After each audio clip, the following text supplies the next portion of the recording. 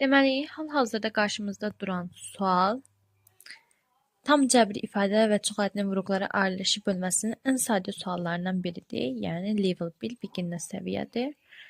Deməli, sualda bizə deyir, bu ifadənin bir həddisinin standart şəklini göstərin.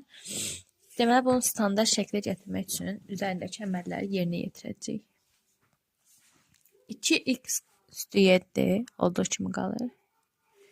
2x üstü 7 vurulsun mənfi 5 üstü 3 olduğu kimi qalır. X kubu x'i çıxardırıq burada. Y kvadratı vurulsun z vurulsun 5'te 1'in kvadratı vurulsun y kubun kvadratı. Biraz ədədləri, tam ədədləri və dəyişənləri bir-birindən simvollardan ayırdıq.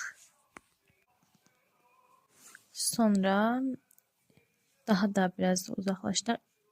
Mənfi 5'in kubu mənfi 125. Ədədlər bir tərəfə, hərflər bir tərəfə vurulsun.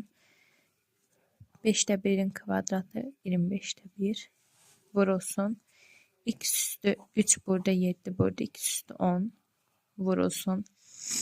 Y üstü 8 2 dəfə 3'üm 6 burada 2 burada 8 o da vurulsun. Z bərabər mənfi 10 üstündə x 10 y üstü 8 z.